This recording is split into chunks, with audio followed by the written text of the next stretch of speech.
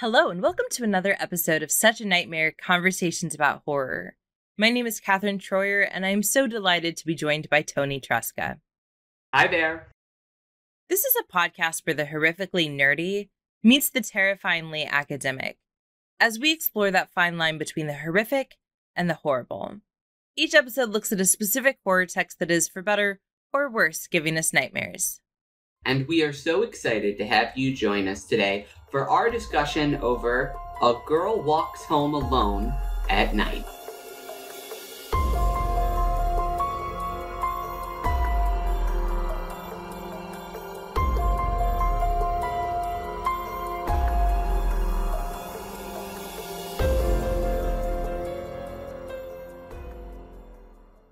I'm glad you added that pause there. Maybe in the title, maybe that'll help me remember, because I can never say this title correctly. I always want to mix up the order of where things go. It is one of those titles that, due to the sheer amount of words there, sometimes the word will go in a different order than it means. I had to literally pull up the title to have it in front of me because, just like you, every single time I have just tried to describe this movie to one of my friends who I've been talking about it, I have given it a different title. Yes. So for the rest of this episode, we'll just refer to it as The Girl or The Girl Walks. Avoid the last four words, which are the ones that I think both of us end up mixing up. So this is a 2014 American Persian-language horror film shot in California, but using Farsi as our language by another female director, which is exciting, Ana Lily Amirpour. And I'm digging the female horror mini package that we have put together in the last few episodes. Yeah, it's been a very wild ride. I think it's certainly very interesting to note I think we'll talk about this obviously a little later once we talk more about this film itself, but to note the similarities in fears among some of these filmmakers. There are some really fine lines about being alone that is feels very unique to their experience as female filmmakers, as well as I think honestly there are some interesting ways in which they all kind of subvert their fears that are so interesting than anything that's gone on in mainstream horror, which I'm so excited to dive a little bit more into. But first, before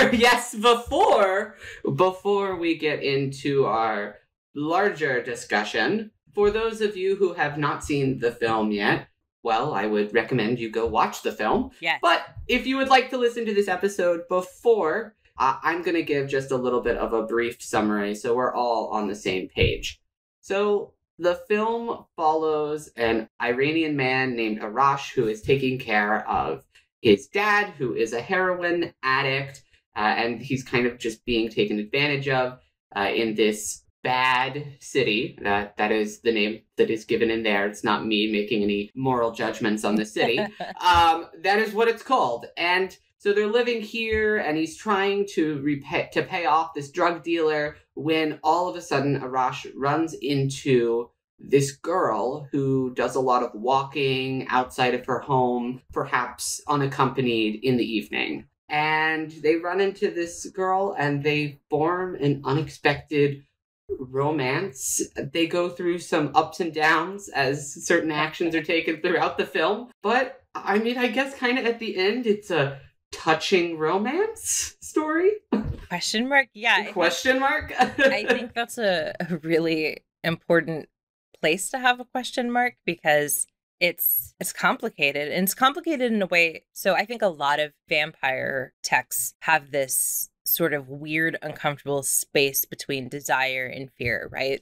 If we go back to Jeffrey Jerome Cohen's 7 Theses of Monsters, one of them is fear of the monster is really a kind of desire. And I think vampires are perhaps one of the monsters that best exemplify that. But unlike other vampire texts where you're asking that question because you're like, they're clearly into it, but this just feels abusive. The characters themselves, Arash and the girl, they're aware that it's complicated too, right? Particularly in some of those final minutes of the film that I think are really poignant. We can spend some time unpacking, but it's a question mark for everyone. And I think that's a really intriguing and sophisticated move to be making in this film. So Where is the best place to begin with this film? There's so many different places we could start. We could talk about the cinematography for hours. We could talk about any of the performances. We could talk about the role of vampires in this. Did you have any scholarship that you wanted to set up to frame our discussion? I do. Oh my gosh. Yeah. I'm so excited. For those of you that are really interested in horror scholarship, again, I strongly recommend that you check out HorrorLex. That's HorrorLex. It is one of the only horror databases of scholarship, and it's primarily, if not exclusively, on film at this point. But Girl Walks Home Alone at Night had 3 pages of stuff, right? Oh, wow. Yeah, as opposed to some that are like something or nothing. And if they're like, this is a film that exists. Yeah, pretty much. And some of it's scholarship that's like peer reviewed. It's in the journals that are kind of hard to track down. Or in books. There's actually a series of books called Devil's Advocate that looks at one specific film, and there's one entirely on A Girl Walks Home Alone at Night. But there's also just a lot of people who are writing about it in various other places, and it seems like the scholarship sort of falls into a few camps, which fits very nicely, Toni, with what you were saying, right? That like, where do we begin? So yeah, there's quite a bit that's looking at or talking with Amirpour, right? And sort of exploring what she's doing, what she's bringing to the table. You know, she's a relatively, as of 2014, she's a relatively new director and writer. And so there's a lot of people sort of exploring her and her identity as an American Iranian. So there's sort of that. The second camp is there is obviously just some stuff about vampires. And yeah, I feel like that kind of makes that kind of seems like a given with this film. None of that should be a surprise, but it's a lot of it is placing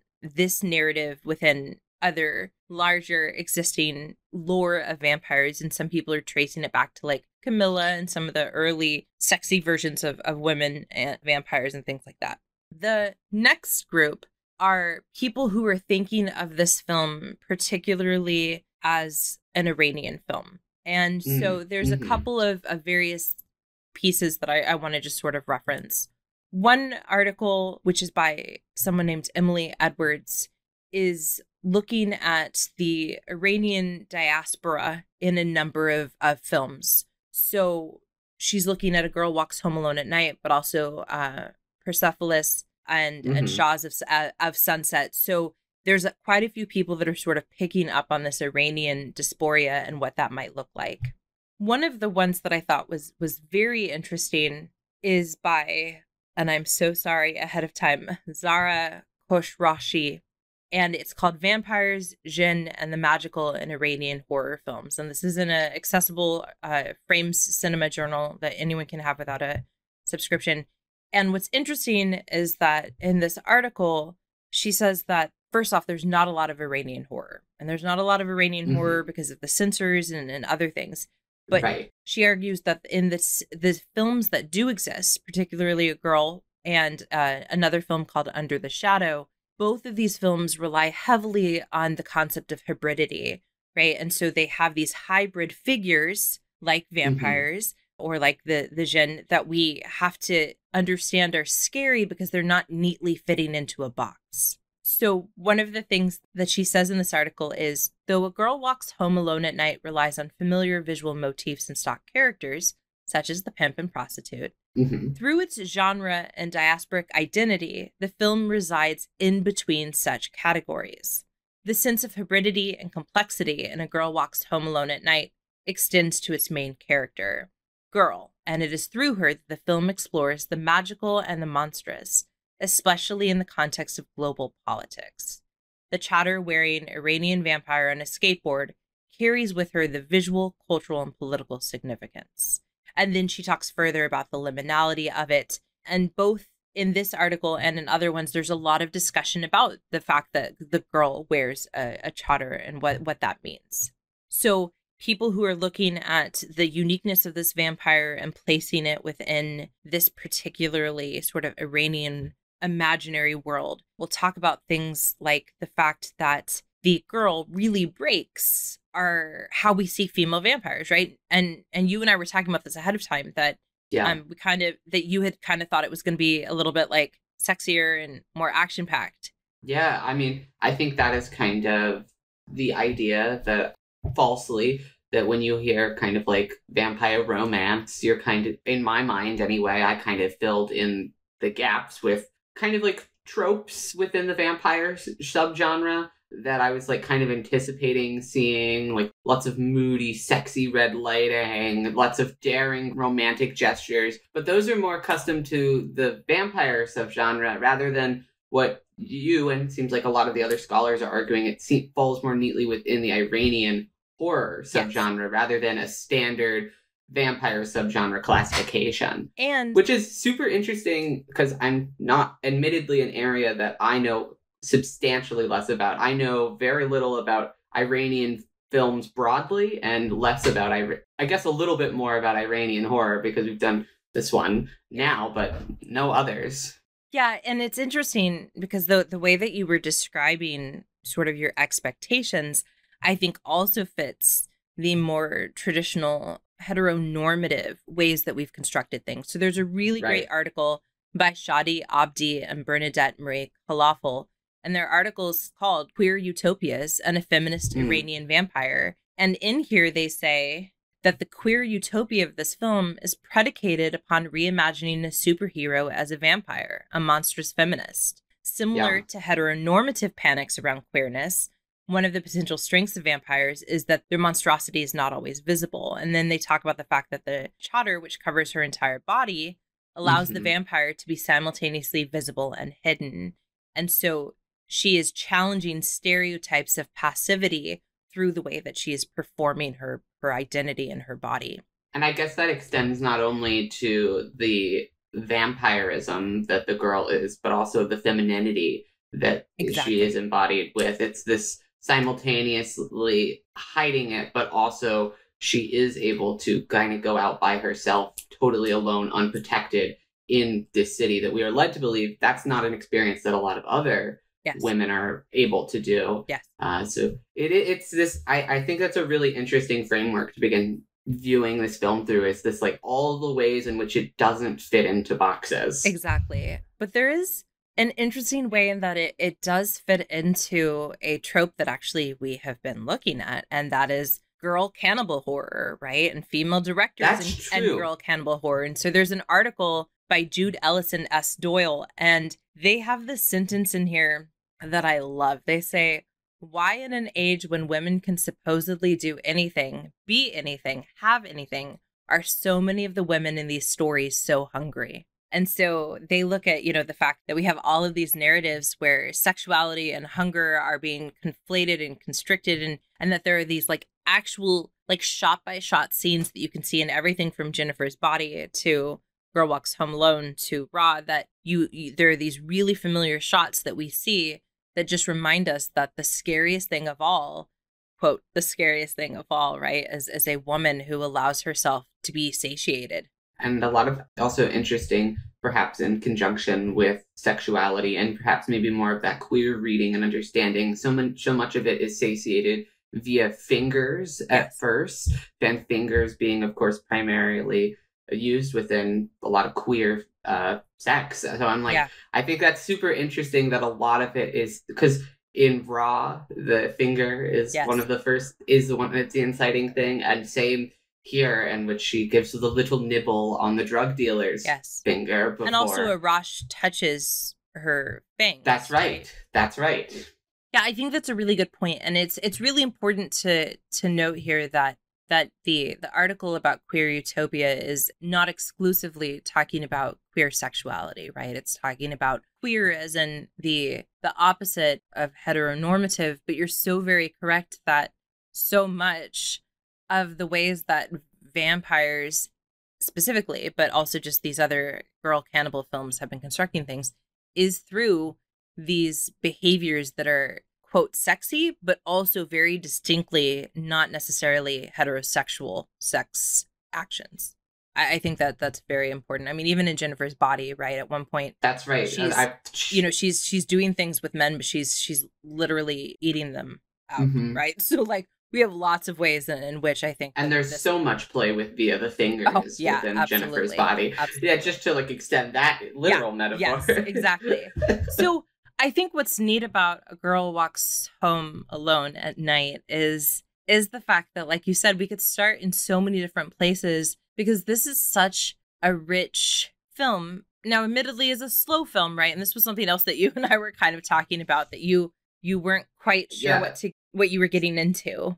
Yeah, I think I had kind of mentioned my perhaps the expectations that I unfairly brought into this film before watching it, and then the reality of watching the film is it is a substantially slower film than perhaps a lot of other horror films. It's a much slower horror film. It's gorgeous to look at. Yes, there are some like amazing. The sweeping cinematography is so good, and there's so much beautiful color theory taking place even within this black and white color palette. Yes. And so I was always engaged while watching the film, even if the action was going at a much slower pace than I had kind of anticipated. Mm-hmm. So I'm really looking forward to a rewatch of this film with my expectations kind of more adjusted to the actual experience of the film, because I think I'll enjoy it a little bit more once I know exactly what I'm getting into. So if you haven't watched the film yet,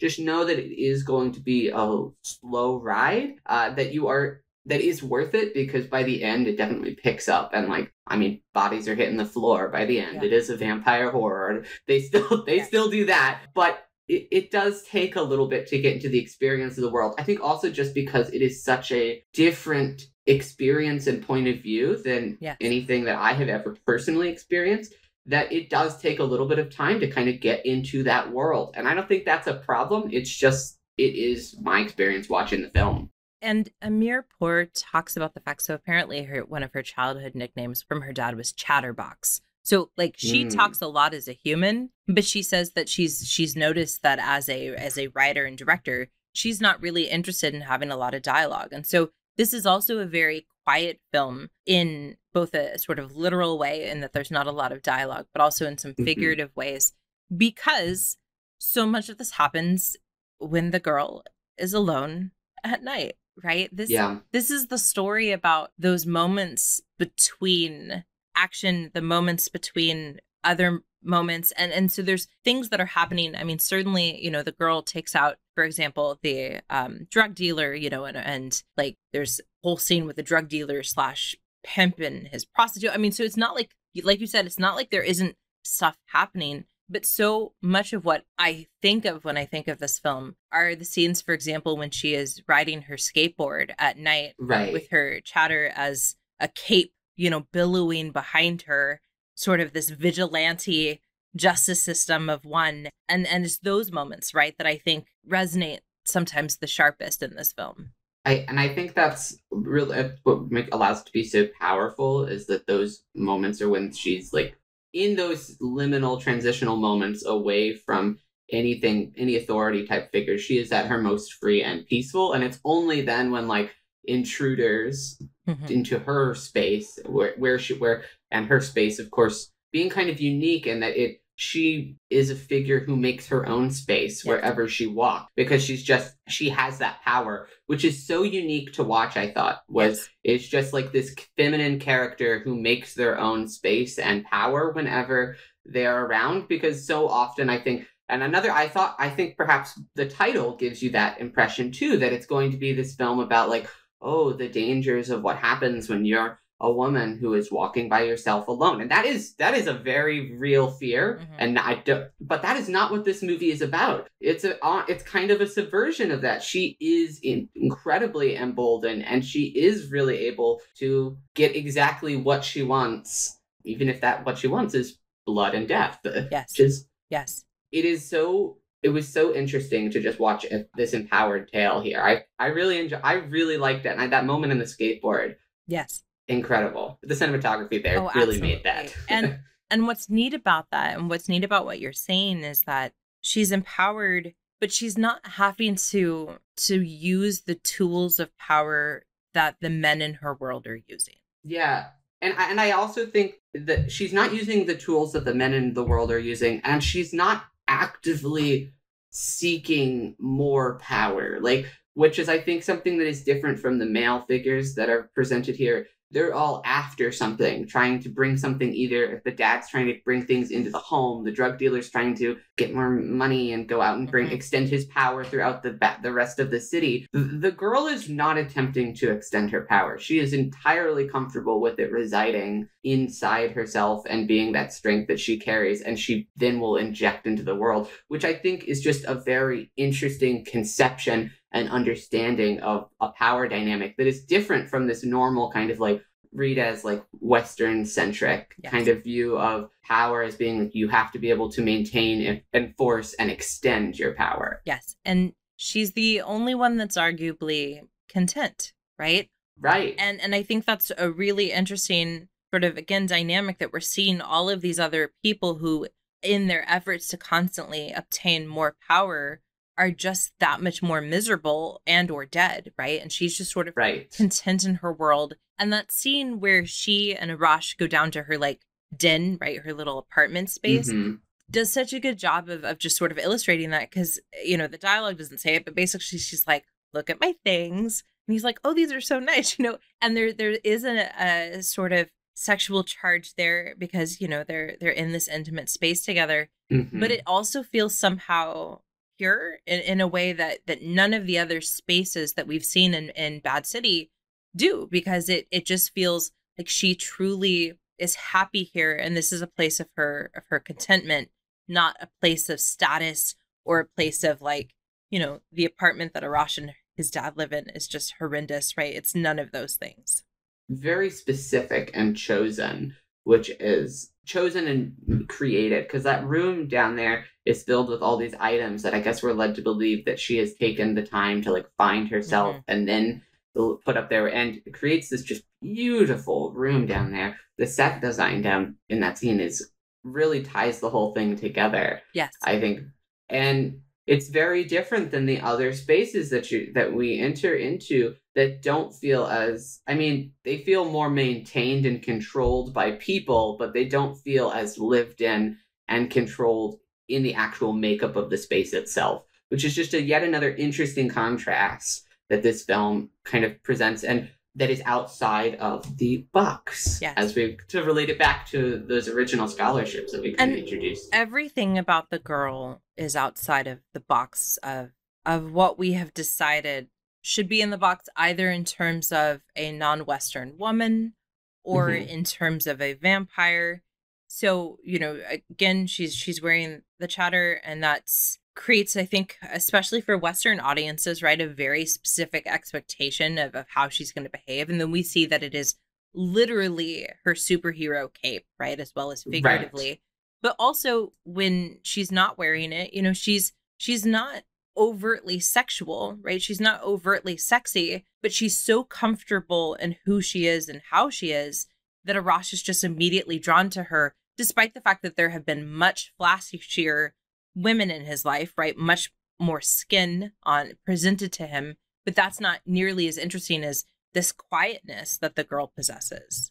Yeah, I think it's also interesting to see that headpiece presented not as an agent of control, as I think it often is, but as a tool that she uses. Yes. It's a different conception. It's not any less like this element can be used in other elements, but it's she herself is reclaiming the use of that headdress and is using it as a part of her identity and as part of her strength, which is a very different presentation than I think a lot of how that is usually presented in Western media. Yes. And I think a lot of that comes down to how Amirpour sort of crafted her world. So in a 2015 interview in the Electric Sheep site, the interviewer asks her, why did you choose to shoot in America but in the Farsi language? And her answer is, I don't think a film is the real world. A film is a world of the mind of a person. David Lynch's Mulholland Drive is supposedly in LA, but it's the LA of his mind. So I think this is a dark fairy tale, and it's a place of my mind. I'm part Iranian and part American and born in England, and it's like a soup of so many things. What's so awesome about the film is that it doesn't have any loyalty to the real world, and it doesn't have to. It's like a dream. It's just consistent to itself. And I think that, you know, again, sort of touches on how this character of the girl, and so much of this film can be so complicated and so, you know, filled with these liminal spaces, because from the start she was crafting that, particularly with Bad City. One of the things I love, and it's these shots that happen every so often when Arash is walking, and it's those shots when we see the ditch that's just filled with bodies, and everyone's just like, this is just the way it is.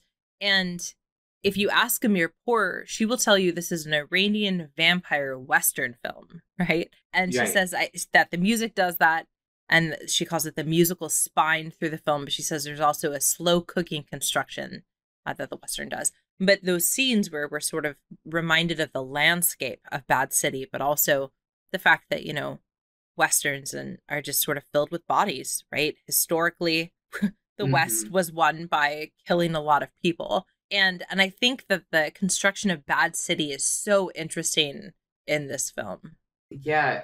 And apparently the term Bad City is used in the American translation. I believe in other versions it's also called like the Windy City. So even more explicit references to some of the like American cities and centers of commerce and things that have, and Chicago, notoriously a city that is filled with lots of crime, corruption underneath it, that allowed it to be built up and become as prosperous as it is right now in modern times. So I think it is certainly a really interesting setting to have it be simultaneously Iran and then also Western and distinctly American. And it gives the film yet another box that it doesn't neatly fit into, because I think this filmmaker she herself doesn't fit into any box. She came from she multiple cultures, lived in Miami, then you came to California, never really fit in.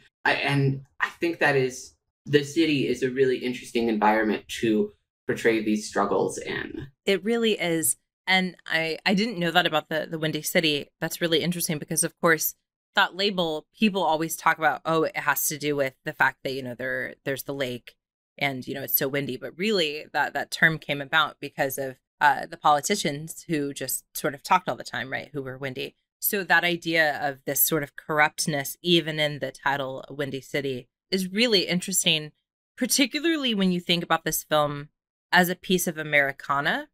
So this is a film that it's shot in 2014, but between the black and white cinematography and just some of the aesthetics of it, it sort of feels like the version of 1950s America that never actually existed. Right? I think about like the costume party and Arash's costume as Dracula, right? Like Dracula. And the way that the girl dresses with her sort of black and white striped t-shirt. There's so much about this film, the disco ball, all of that is an America that never happened, right? And so there's this nostalgia for a time that never existed in this imaginary place. That's a lot to pack in to a film. Definitely. I think that is perhaps one of the elements I think I would have could have been more interesting to explore, is I thought it was really interesting that this Bad City was so devoid of like a corporate central power or some economic sense. I thought that maybe that element might have been really interesting to explore in conjunction, because it is so detached. I love that the way you've just described it as being this false idyllic version of America that never really existed. And I think one of the reasons that it is like that is there's really no discernible, recognizable brands or any type of cueing into like or references to that kind of stuff, which is very, very unique and not true of the world we live in today, in which it feels like almost constant reminders of everything else around us and how much is there. And it's very isolating, the fact that we don't have these other things, and which is very amazing for this film here, and that because it really cuts off a Bad City from feeling like it's not really a part of, it is its own world and it's not a part of the rest of the world, even and whether or not the rest of the world even exists.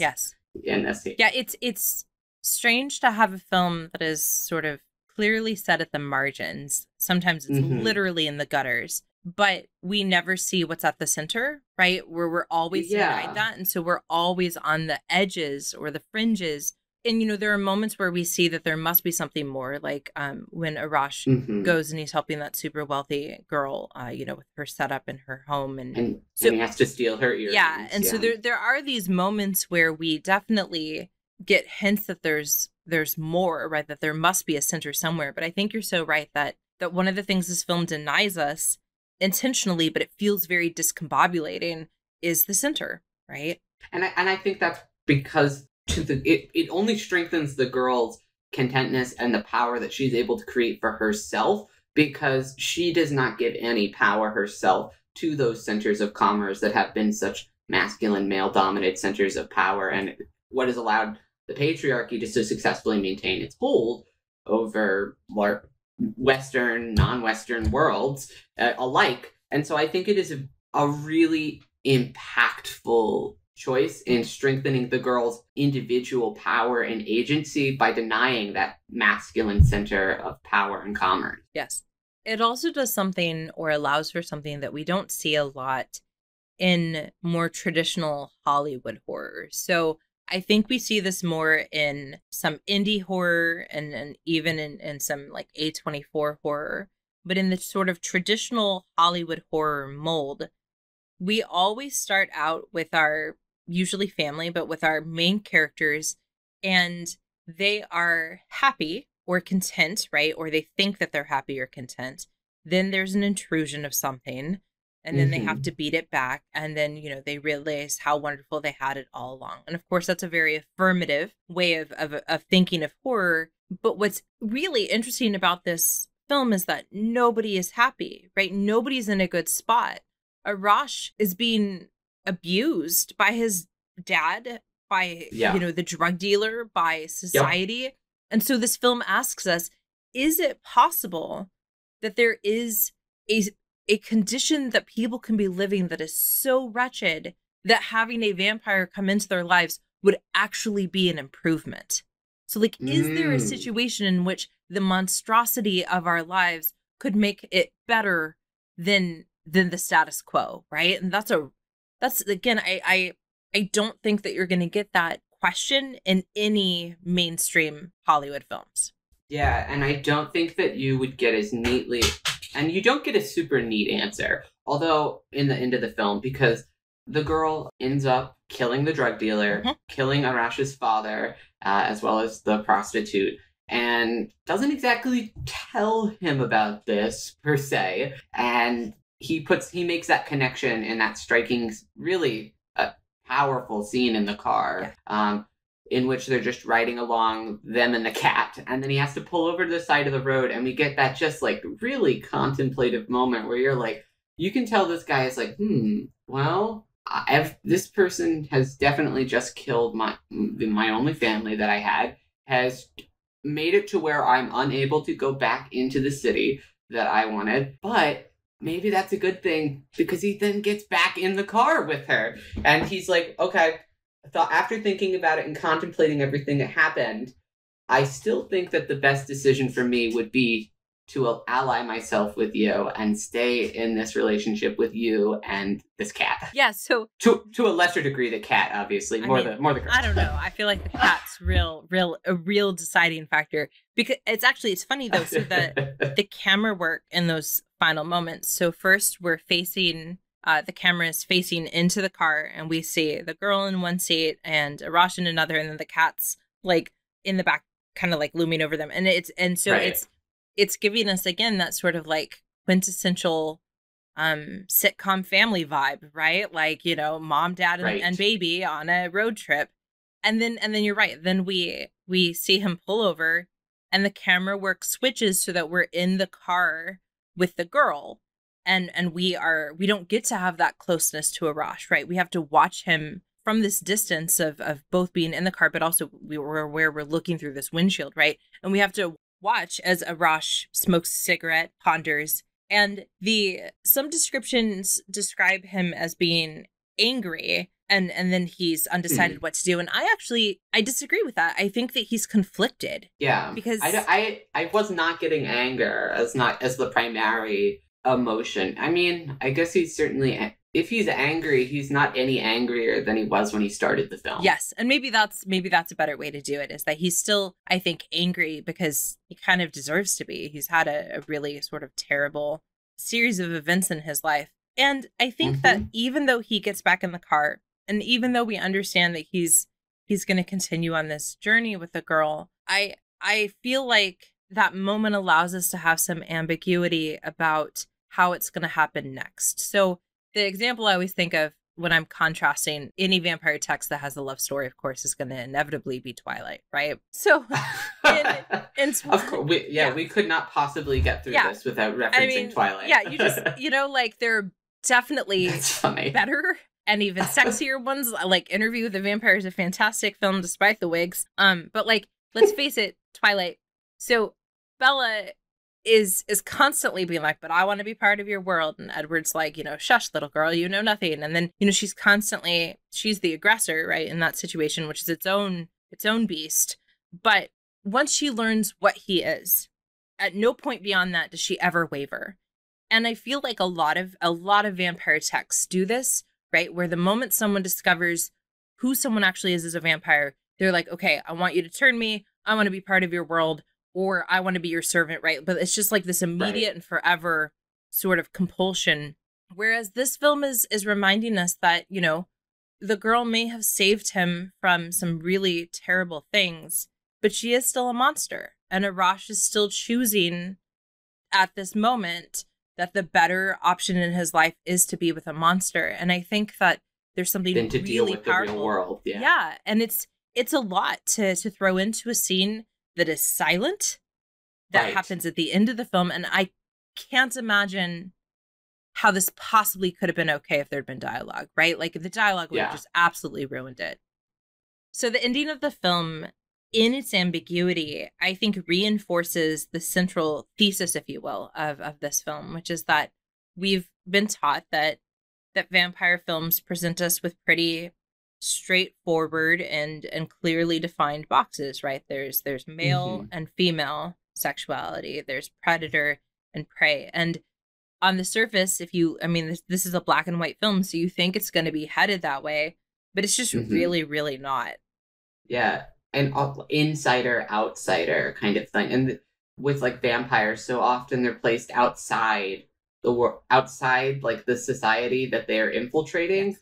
But the girl is firmly living and residing within this bad city, and so is unable to fully break away from those boxes. But she herself refuses to stay within the boxes, because the world still is trying to put her in these things. For her interactions with others, there's clearly still attempts to force her to kind of conform and minimize herself, but she refuses to. And along the way, she brings Arash with her, and he kind of has to gain a different understanding of the world because his previous one is not working. Yes. And it takes us on just like this really interesting liminal journey between binaries and boundaries. And we see that because we watch as Arash realizes that this traditional masculine world that he's been occupying as the good son, right, as this provider, as the aggressor, just doesn't work in the world of the girl and in the world of, I think, real people. Because we have, for example, the trans woman and that really sort of powerful scene with her. And Abdi and Calafell say that what we get through this is not only a reminder of the oppressive history of sort of Iranian power and women, but we also get to see the power of liminality and the possibility for queer utopias. And that's what this film offers, right? Is it doesn't just show us that liminality exists. It shows us the potential power and magic of these spaces. Utopia literally means no place, right? So of these places where anything is possible, and that's exciting.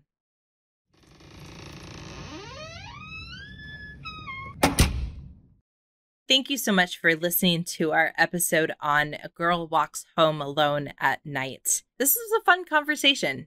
Yeah, it was really fun conversation. This film was very different than what I thought it was going to be, and it was a really unique viewing experience.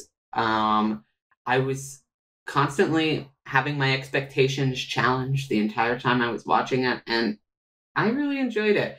I'm really excited to give it a rewatch. Yeah, and it's an interesting film to watch with students, because I've noticed that my female students resonate with it a little bit more than my male students. And not that the male students aren't appreciative of it. In fact, they yielded some really interesting conversations. But there's just so much about that liminal space that we don't get to see nearly often enough in film that is just very refreshing as a different perspective. Yeah.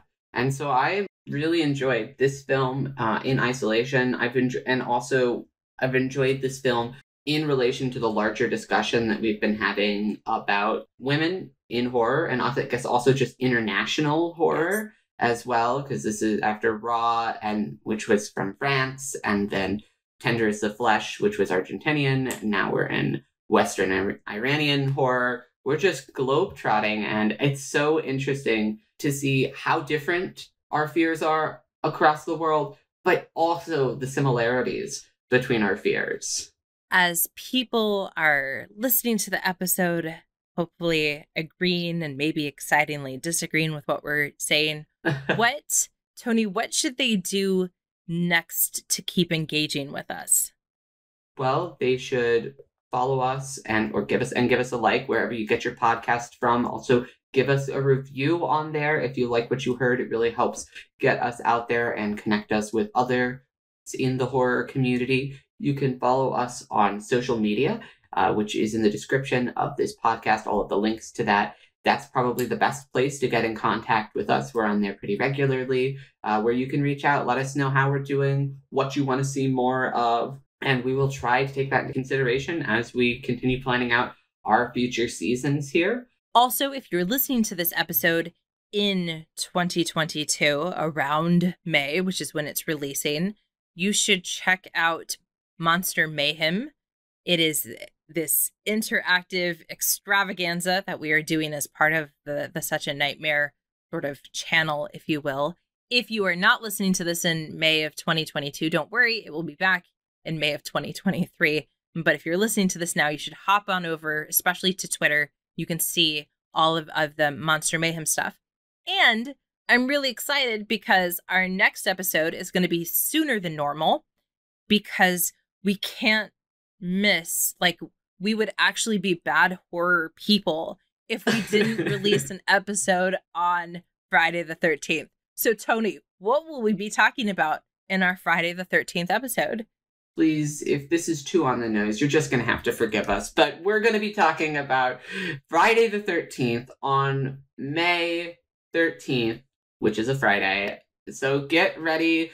Rewatch Friday the 13th if you've already seen it. If you've never seen Friday the 13th before, this is a great opportunity to watch it for the first time in preparation for the actual day itself, Friday the 13th. Yay. And this is going to be our next franchise that we're working our way through.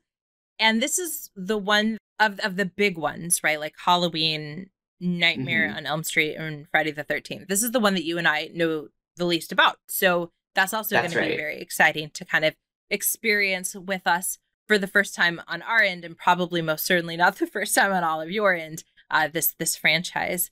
We also wanted to give a shout out to Jackson, who is a fantastic editor and ensures that this episode sounds beautiful. So thank you so much to Jackson. Thank you, Jackson.